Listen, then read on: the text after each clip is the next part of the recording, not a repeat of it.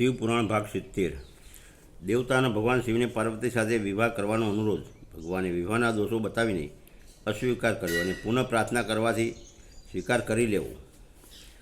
બ્રહ્માજી કહે છે, હે નારદ, દેવતાઓએ ત્યાં પહોંચીને ભગવાન રુદ્રને પ્રણામ કરીને એમની સ્તુતિ કરી. ત્યારે નંદિકેશ્વરે ભગવાન શિવને એમની દિનબંધુતા અને ભક્ત વત્સલતાની પ્રશંસા કરતાં કહ્યું, હે પ્રભુ, દેવતાઓને મુનિઓ સંકટમાં પડ્યા છે અને આપને શરણે આવ્યા છે.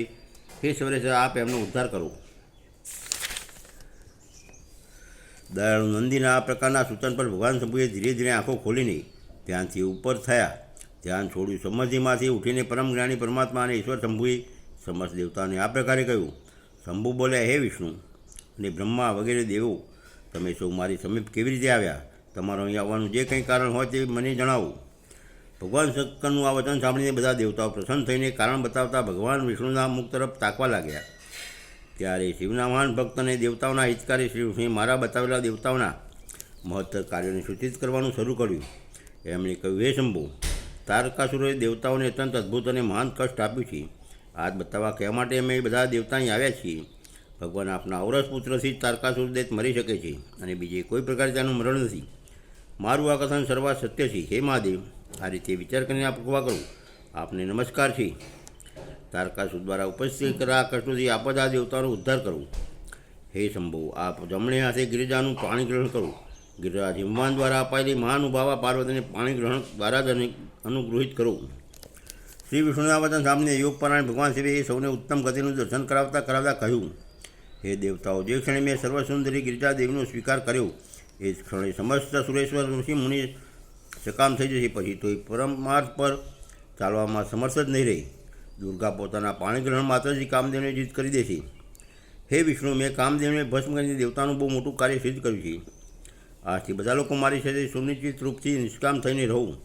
હે દેવતાઓ, જે હું છું એવી રીતે તમે સૌ લોકો પૃથક રહીને કોઈ વિશેષ પ્રયત્ન કર્યા વિના અત્યંત દુષ્કર અને ઉત્તમ તપસ્યા કરી શકશો. હવે મદનના ન રહેવાથી તમે બધા દેવતાઓ સમાધિ દ્વારા પરમાનંદનો અનુભવ કરતાં કરતાં નિર્વિકાર થઈ જશો. કેમ કે કામ નરકની પ્રાપ્તિ કરાવનાર છે. કામથી ક્રોધ થાય છે, ક્રોધથી મોહ થાય છે અને મોહથી તપસ્યા નષ્ટ થાય છે. તેથી તમે સૌ શ્રેષ્ઠ દેવતાઓએ કામ અને ક્રોધનો પરિત્યાગ કરી દેવા જોઈએ. મારા કથનને ક્યારેય અન્યથા ન માનવું જોઈએ.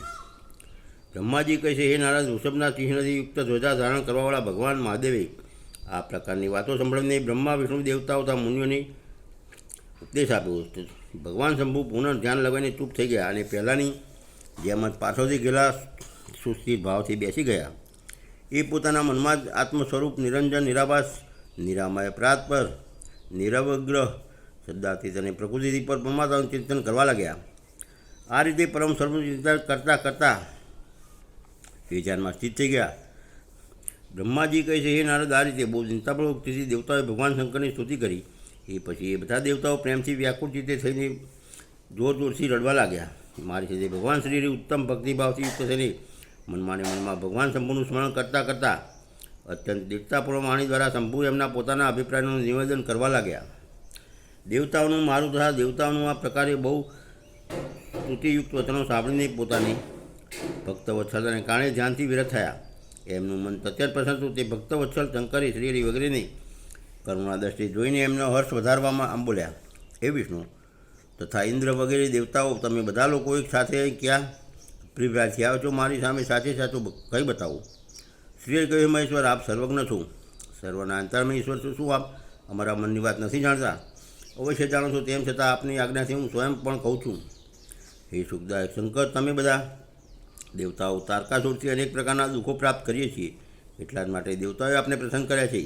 તમારી માટે જેમણે ગિરિરાજ હિમાલય દ્વારા શિવની ઉત્પત્તિ કરાવી છે, તેવાના ગર્ભથી આપ દ્વારા જે પુત્ર ઉત્પન્ન થશે એનાથી જ તારકાસુરનું મૃત્યુ થશે. બીજો કોઈ આ ઉપાય જ નથી. બ્રહ્માજીએ દૈત્યને આ વરદાન આપ્યું છે. એ કારણે બીજા દ્વારા એનું મૃત્યુ થઈ રહ્યું નથી. તેથી તે નિડર થઈને આખા સંસારને કષ્ટ આપી રહ્યું છે. આ બાજુ નારદજીની આજ્ઞાથી પાર્વતી કઠોર તપસ્યા કરી રહ્યા છે. એમના તેજસ્વી ચરાચર પ્રાણીઓ સહિત ત્રિલોકોએ આચ્છાદિત થઈ ગઈ છે. એટલા માટે હે પરમેશ્વર, આપ શિવાને વરદાન આપવા માટે જાઓ. હે સ્વામી, દેવતાઓનું દુઃખ મટાડો અને એમને સુખ આપો. હે શંકર, મારા તથા દેવતાઓના હૃદયમાં આપના વિવાહનો ઉત્સવ જોવા માટે બહુ ભારે ઉત્સાહ છે. તેથી આપ યથોચિત રીતે વિવાહ કરો. હે પરમાત્મા પરમેશ્વર, આપે રતિને જે વરદાન આપ્યું તેની પૂર્તિનો અવસર આવી ગયો છે, તેથી પોતાની પ્રજ્ઞા શીઘ્ર જ સફળ કરો. બ્રહ્માજી કહે છે, હે નારદ.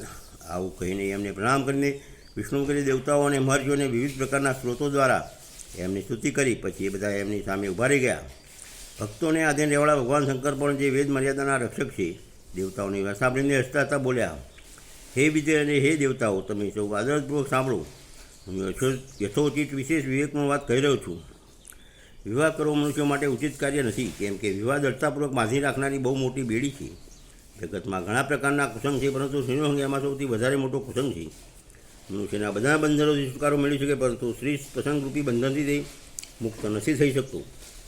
લોડાની અને લાકડાની બનાવેલી બીડીઓમાં બંધાયેલો પુરુષ પણ એ કેદમાંથી છુટકારો મેળવી શકે, પરંતુ સ્ત્રી પુત્ર આદિ બંધનમાં બંધાયેલો મનુષ્ય ક્યારેય છૂટી શકતો નથી. આચાર્ય વિષયને સાકાર લગાડી વારણી કહ્યું છે. યદ્યપિ હું આ વાતને જાણું છું અને યદ્યપિ વિષયોના બધા દોષોનું મને વિશેષ જ્ઞાન છે, તથાપિ હું તમારી પ્રાર્થનાને સફળ કરીશ, કેમ કે હું ભક્તને આધીન છું અને ભક્ત વત્સલા ઉચિત અનુચિત બધા કાર્યો કરું છું. એટલા માટે ત્રણેય લોકમાં યથોચિત કરતાને રૂપે મારી પ્રસિદ્ધિ છે. ભક્તોને માટે મેં અનેકવાર બહુ પ્રયત્ન કરીને કષ્ટ સહન કર્યા છે. મારા મનમાં વિવાહ કરવાની કોઈ રુચિ નથી, તથાપિ હું પુત્રોત્પાદન માટે ગિરિજા સાથે લગ્ન કરીશ. તમે બધા દેવતાઓએ નિર્ભય થઈને પોતપોતાના ઘેર જાઓ, હું તમારું કાર્ય સિદ્ધ કરીશ. આ બાબતે હવે કોઈ વિચાર કરવો જોઈએ નહીં. બ્રહ્માજી કહે છે, હે નારદ. આવું કહીને ભગવાન શંકર મૌન થઈને સમાધિમાં સ્થિત થઈ ગયા અને વિષ્ણુ વગેરે દેવતાઓ પોતપોતાના ધામમાં ચાલ્યા ગયા. ભાગ 70 પૂરો.